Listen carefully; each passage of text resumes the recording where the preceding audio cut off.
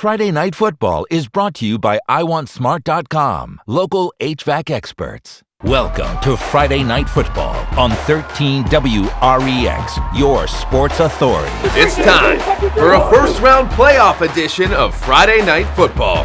Practice well all week. Now we got to put it into play right here. The playoffs are here. Time to show up and show out. Let's go! Teams from all over begin their journey as they try to make it through to Thanksgiving week.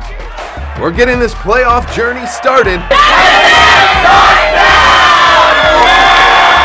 Welcome to a first-round playoff edition of Friday Night Football. I'm Derek Bain. He's Eric Graver. It is win or go home with the March to State beginning tonight. Yeah, we got lots of good games all over to cover, including 3 Nick 10 teams on the field tonight. So let's jump right into the postseason action. That's right. Belvedere North looking for a little playoff revenge, taking on a Grayslake Central team in a rematch from last year's first round. North coming out strong. Darius Ford breaks a tackle, gets to the outside. He takes it 49 yards before getting brought down in the red zone. Setting up that good field position. Got to reward him with the touchdown. Fort punches it in to make it 7-0 Blue Thunder.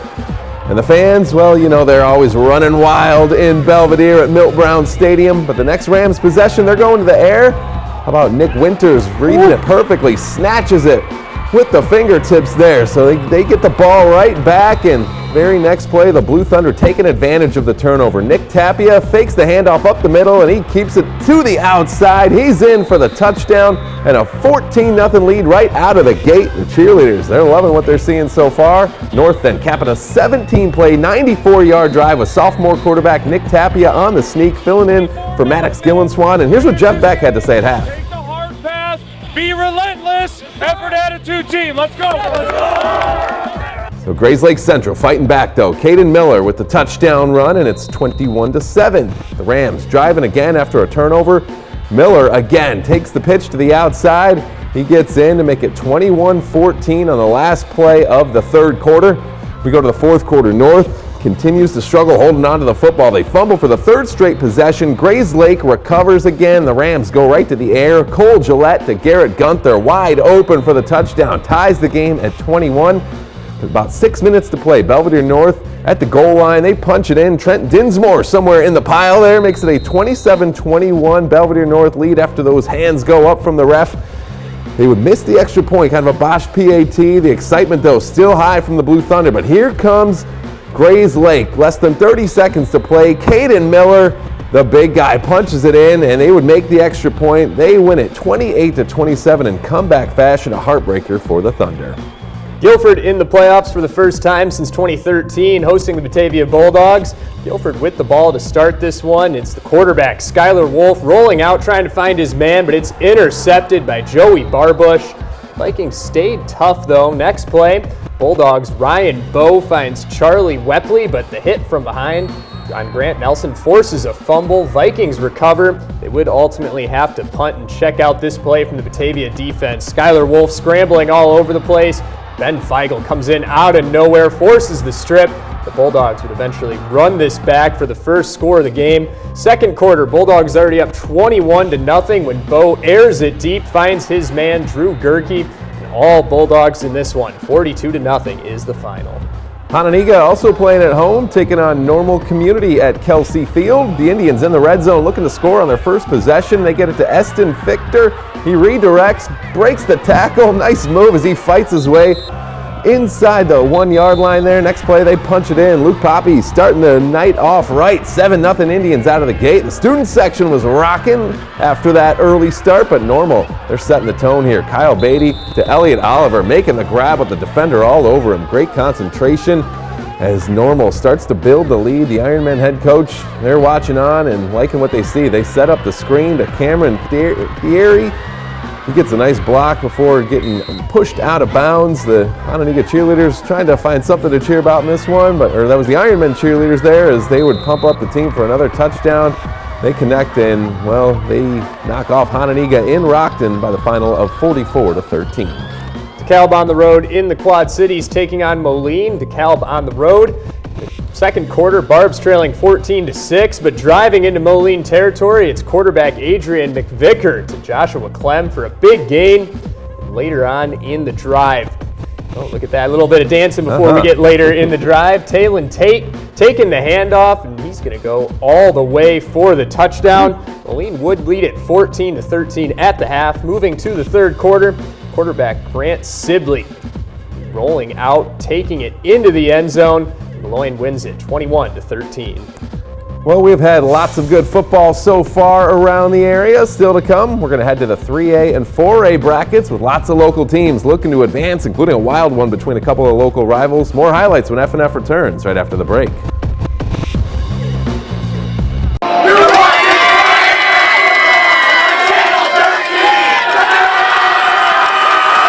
And Dixon are old rivals who haven't met since 2013, but that changes in a purple and white showdown in the Hub City. Dixon making the trip down Flag Road for the 4A showdown with Rochelle. Start with the Hubs marching down a 7-minute opening drive, capped off by the NIU commit and athlete of the week, Garrett Gensler. Later in the first, Eric Metzger for the Hubs, somehow staying on his feet there. Don't know how he didn't go down. He's going to take it all the way into the end zone.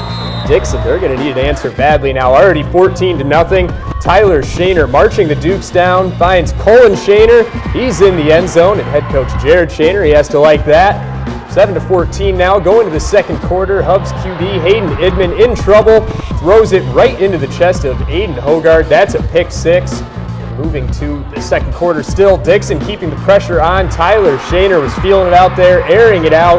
That's another touchdown for that duo, and that's got the crowd really fired up out there.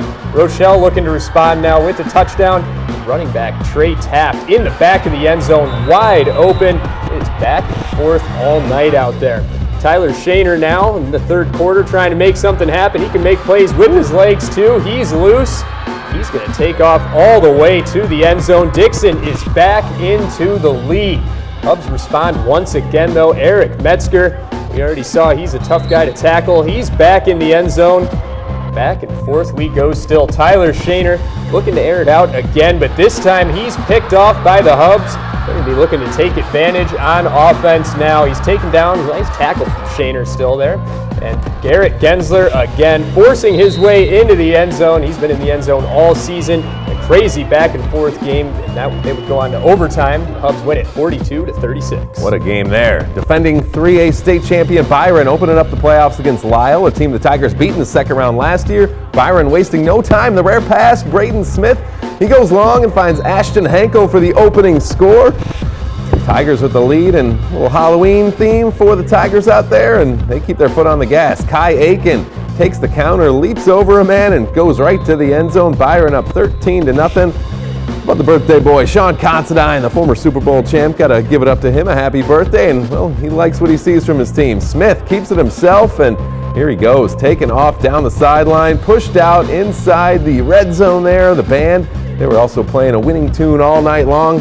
And, you know, Papa Considine's proud of Caden Considine. He sees his son get into the end zone for the score as the Tigers, they win their first round game 52-7 as they look to keep on going. Just down the road in Ogle County, Stillman Valley hosting Monmouth Roseville in the 3A first round. Crazy first half in this one, capped off here by a 4th-and-1 plunge. Gives Stillman a 9-point lead. Cheerleaders feeling that. And Porter Needs coming out strong in the half. He was the bell cow tonight as he's been all season. Stillman will punch it in. Just when you think Stillman is pulling away in this one. Monmouth Roseville strikes back. Jerome Jackson gets his hands on the ball, and it's all she wrote. This was his second touchdown, or second kickoff return of the game. Coach Lore trying to keep his guys going. Cardinals with a grueling drive. No big plays, but they just grind that clock, and Braden Rogers heads into the end zone. And the defense shuts it down. Titans with the 4th down sneak. Cardinals don't budge. Stillman flies to a 48-33 victory in round one. Wave that flag as they are running into round two. Also in 3A, Winnebago making the trip to face undefeated Seneca in a tough first round draw for the Indians.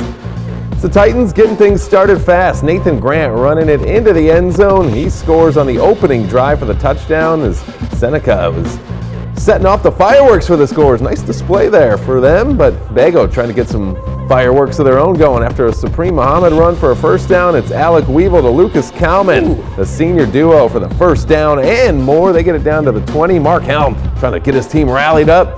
They would have to punt it, but onto the second quarter now, Indians down 28, looking for a big play. Brandon Wiggin, the junior, he gets a big kick return to get the Indians inside the 30-yard line. The fans that made the hour-and-a-half drive to Seneca, they were hoping to see some points from their squad. Didn't take long after that return. On the first play of the drive, Weevil looks right. He finds Caden Sturrer. He takes it in for the score. Winnebago trying to chip away, cutting it to a 14-point game, but the Fighting Irish hang on. They continue the undefeated season. Seneca ends Bago season 48-20. And we have had plenty of good football so far. We are not done yet. We go to the 8-man playoffs where a couple teams play a rematch from earlier this season. More highlights plus our play of the week when FNF returns right after the break. You're watching Friday Night Football on Channel 13. Well, defending 8-man state champion Polo at home against Hiawatha in the first round of the 8-man bracket. Polo with the ball. And they're going to get it to Brock Salto, and he does what he does best, running the ball. He gets to the outside for a nice gain before getting pushed out of bounds. Next play, Salto again. He's in for the score, leaping across the goal line for the touchdown, and the Marcos, well, they were feeling good. The cheerleaders, the crowd, they were all fired up on a nice night in Polo. We go back out there as Lucas Norville going to read this play perfectly. He runs up the field. The Marcos, though, they are going to get the ball back as they snatch that one away. And, well, same story for Polo after that nice pick there. It's going to be Salto taking it in for the score. And the Marcos come away with the big win, 44-8, as they try to keep on moving. South Beloit taking on West Central. First play from scrimmage in this one. Running back Caden Trosty takes the pitch. He's going to take the pitch all the way to the house. It'd be a 7-0 start for West, but they were not going to stop there. They were all over them in that one. Yeah, 72-16, West Central over the Sobos. Now we were out and about looking for the best action. Only one can be our play of the week. We go back to Rochelle. Still trying to figure out how Eric Metzger didn't go down. He just stays on his feet, takes it to the house, and that was a big play that would go on to an overtime win for the Hubs. Determination right there. You love to see it in the playoffs. We're going to have a lot more playoff coverage for you coming up tomorrow with more first-round action. For Eric Graver, I'm Derek Bain. Thanks for watching.